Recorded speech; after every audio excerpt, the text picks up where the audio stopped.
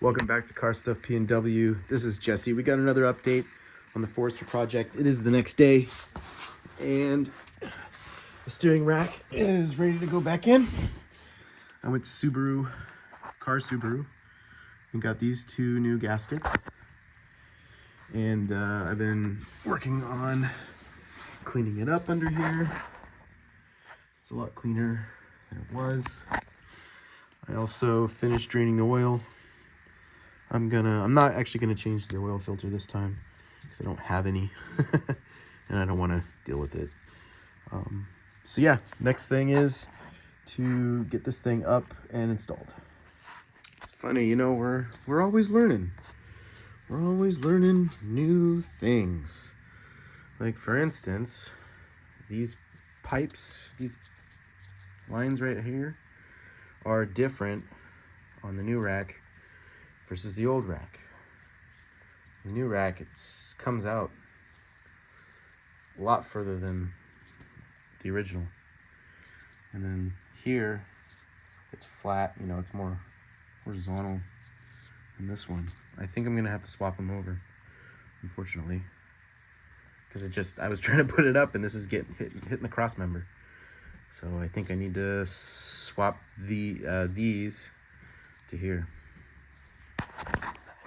Okay, swapped the old lines, pipes, hoses, things from the old one to the new one. So now let's try this again. All right, I've got the steering rack bolted in. I've got the steering shaft connected. See, I got the stabilizer bar, sway bar, bolted back in. And then I connected these bottom hoses to the ones that go up here. I replaced the old ones with a new set, fresh new set. It was a little tricky down in there.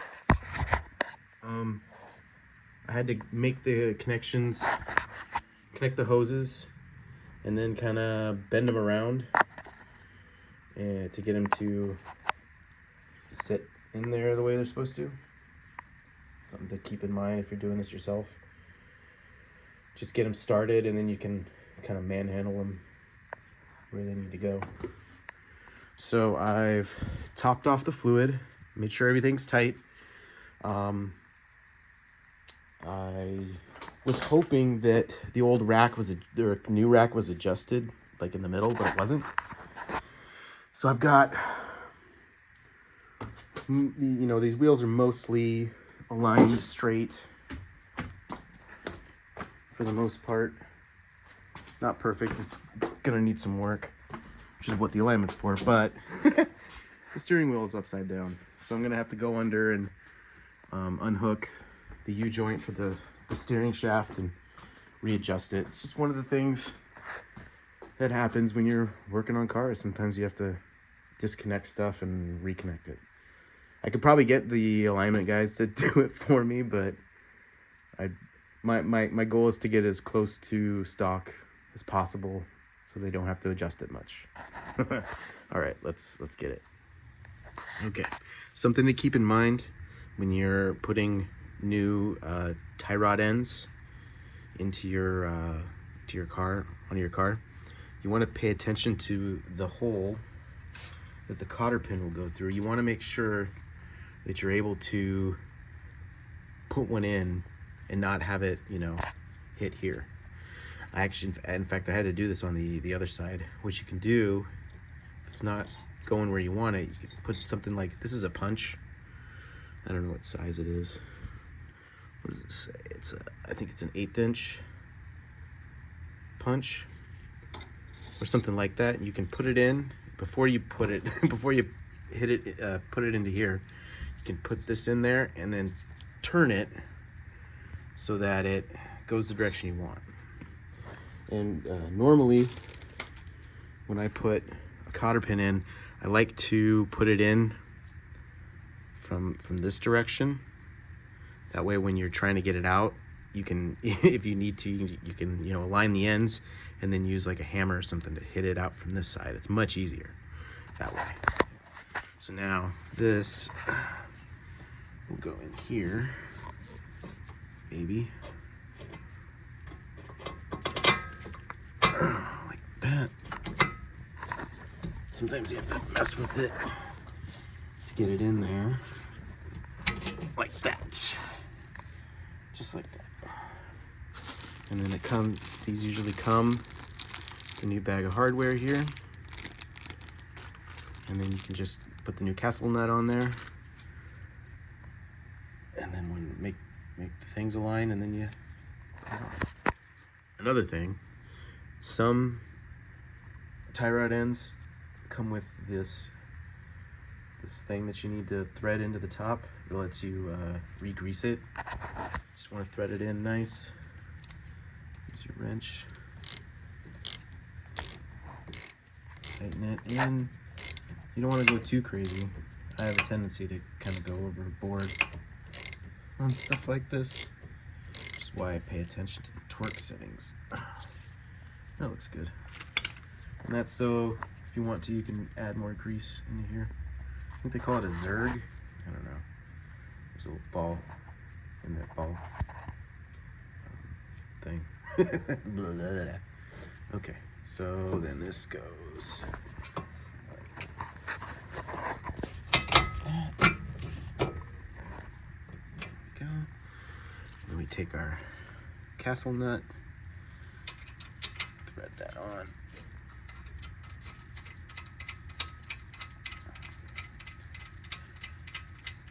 And then for this car, you're supposed to torque it down to 27 foot-pounds, which I already have my torque wrench set to.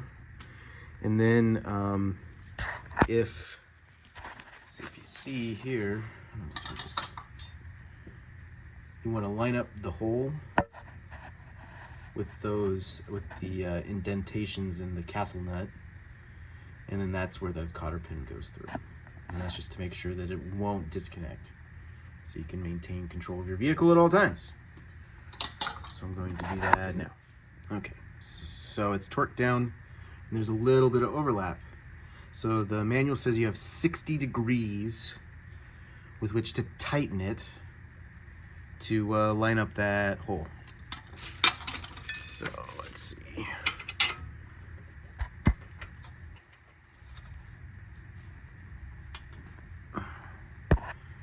Good. Can't tell. Maybe a little more. We're pretty close. It's pretty close. There. Yeah. That looks good to me. So then we take out the cotter pin right there.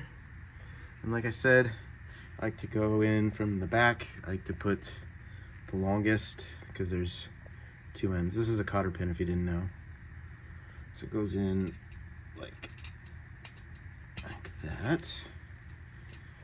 And then I like to have the top part on top, and then you separate the two ends like that, so that this castle nut won't loosen. So I like to do that. And that just keeps, like I said, keeps that from backing out and then losing a tie rod end. Generally, you want to replace the cotter pin every time you disconnect one of these joints, these ball joints, just for safety's sake. Okay, so at this point, I put the intake piping back together, and everything else is put back. Headers, all of the steering stuff. I actually pulled this heat shield off and cleaned it. It had a bunch of gunk on it, and the car was always stinking. I also put the exhaust hanger thing on so that doesn't hang down. The catalytic converter doesn't hang down too far. And you know, I was looking at the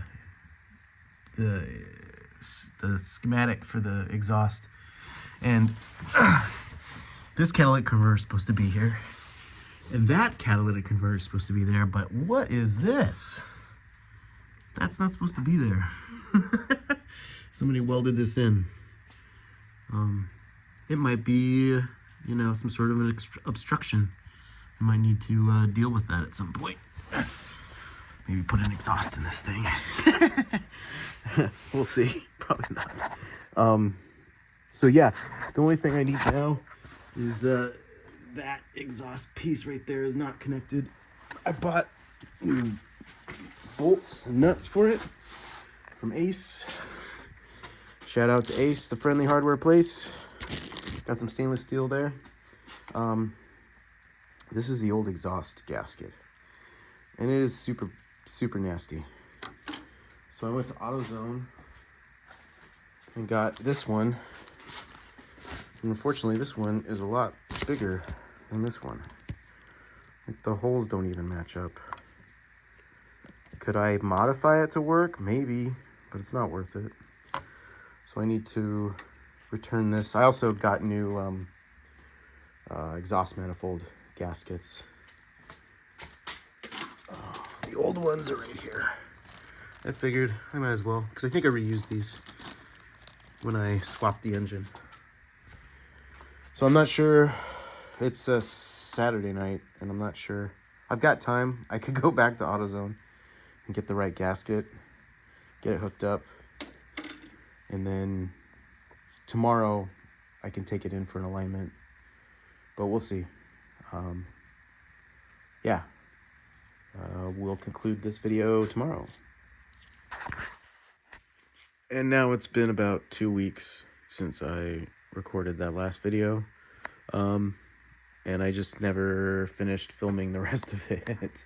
I did go and get that gasket. And then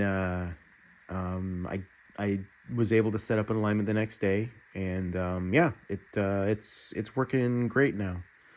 I got the system completely bled, and it seems a lot more stable, you know, going over bumps and stuff. So overall, it was a success. Right now, I'm working on getting the windshield wiper stuff for the 1100 going. I did get the 140 degree gear, and then I'm having to trim this thing in order to get it to work. But I think I can get it working with that gear. So yeah, that's the latest on my stupid projects. Give us a like or subscribe. We'll see you later.